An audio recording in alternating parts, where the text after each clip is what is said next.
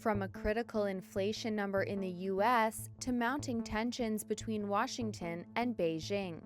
These are the stories to watch out for in business and finance over the coming days. U.S. inflation figures will be watched very closely by the Federal Reserve as it considers its next step on rates.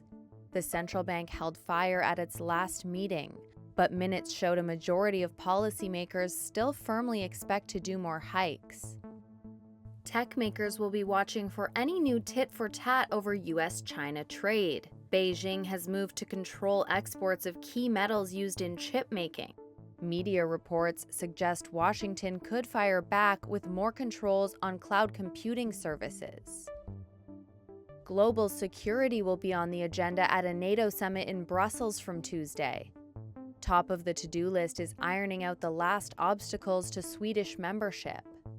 Turkey and Hungary have blocked the move, which Alliance Chief Jens Stoltenberg says is his top priority right now. More big rate decisions are due. In New Zealand, the Reserve Bank could hold steady. Analysts at UBS say policymakers there will take a lot of convincing to start hiking again. And French investors will keep a close eye on cash-strapped French retailer Casino. Its stock has plunged amid fears that shareholders could be wiped out as part of any rescue plan.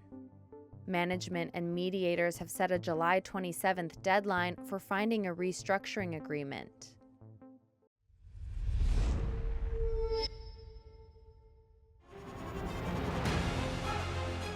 Email exchanges from inside the BBC, they talk about the risk of violating Indian laws. It's easier to rake up the freedom of speech debate, but does it give anyone a free pass to knowingly violate the law? America supports India because it needs India's support in return.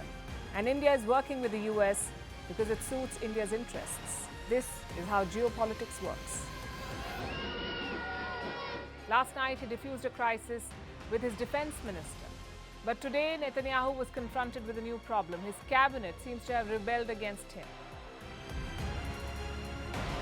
The UK is looking at the Indian subcontinent to fill its coffers. That India seems to be negotiating from a position of power, like a partner and not a former colony.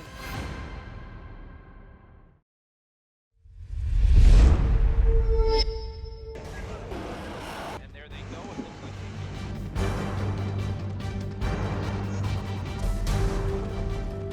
The US and Russia are dangerously close to an armed conflict.